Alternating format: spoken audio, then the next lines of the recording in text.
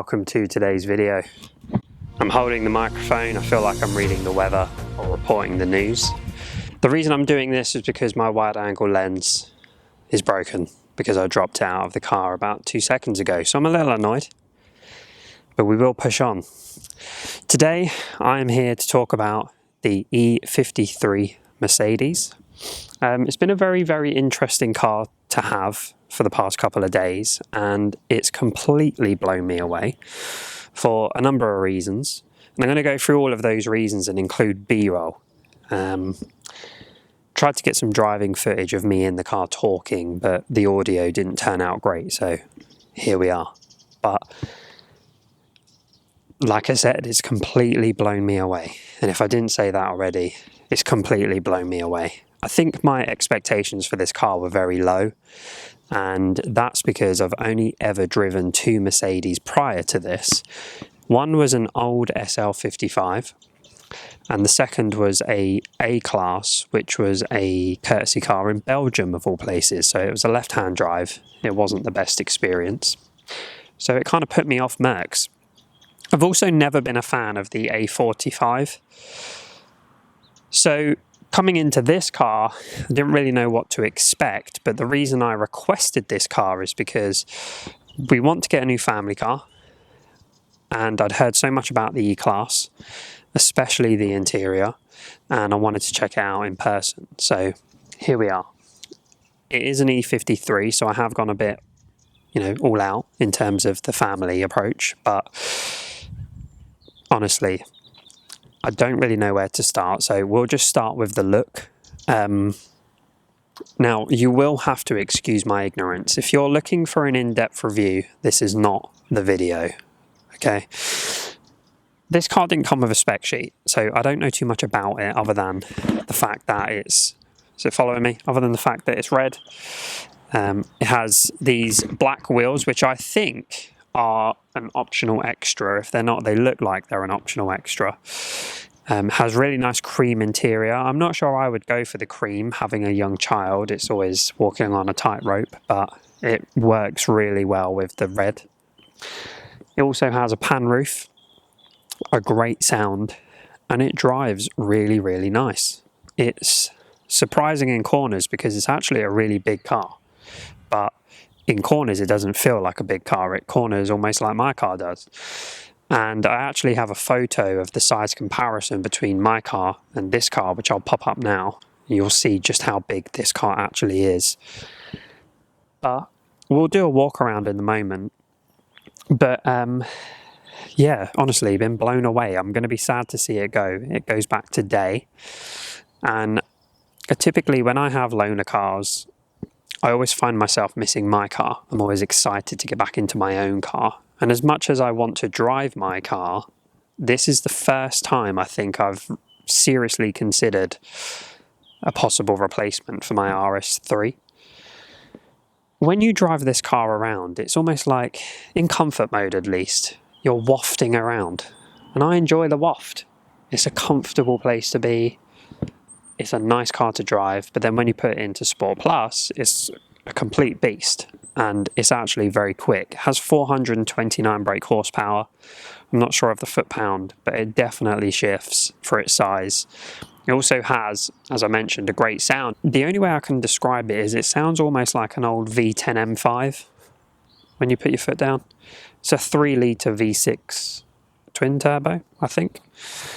And yeah, it's got a really good sound. And then as you're coming down the gears, so when you're coming to a stop, it has a little gurgle and pop. We'll do a walk around of the car, and I'll just kind of give you a tour of the exterior features and the interior as well. I have some driving footage which I'll include, and I also have some footage of the interior at night, because at night time this interior just goes to a whole other level. It is unbelievable. But let's have a wander around and check out the exterior. Okay, so here is the car up close. This is a different lens. I'm going to try and keep it as steady as possible, but here it is. So again, not sure of the exact colour because the car didn't come with a spec sheet, but it's a really nice red. The spec of this car is, in my opinion, perfect. This is probably exactly how I would go with mine. Maybe different colour interior, but you have this red colour.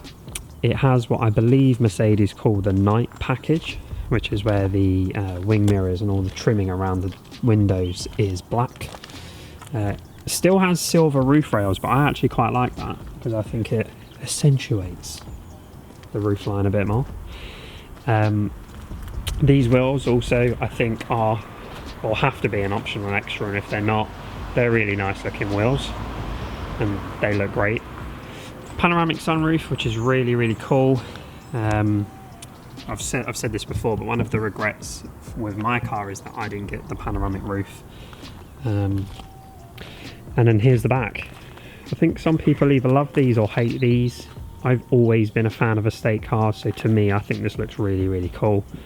Quad exhausts, kind of going back to the older generation AMG cars that had the quad exhausts. I know on the E53, which I believe this has replaced, and again, if the Mercedes fans are watching this and I'm wrong, I apologise, but I know the E43 had the fake exhausts rather than actual pipes.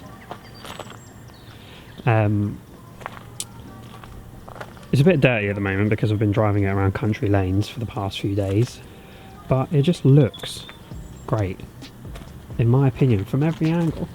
I mean, it's a big old car, but it looks good. I think that's it in terms of exterior features, or at least that's all I'm aware of. But then if we get into the car, you can check out the interior. So again, before I get in, actually, let me just show you.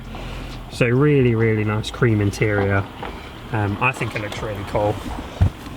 And then we get in, and here is the interior. So this is the new, oh, let me turn it on. This is the new Mercedes wheel, the new Mercedes AMG wheel, which looks really nice. I was actually looking on Auto Trader last night at E63s, and they have the older wheel, and this one 100% looks better. Really nice dual displays. They are gigantic. So clear as well. Really nice. The reversing camera on this as well is like a, I mean, look at that. It's like a bloody HD TV. And this is really cool as well. It takes a little getting used to, but it's really cool.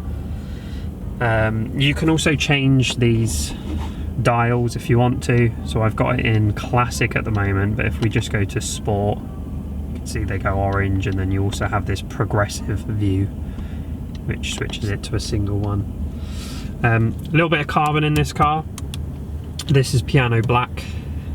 I'm going to wrap this video up before I waffle anymore. Actually, I'm not, because I need to show you just one other really cool thing about this, and it's something small, but I thought this was really funny. So in the glove box, there is a fragrance.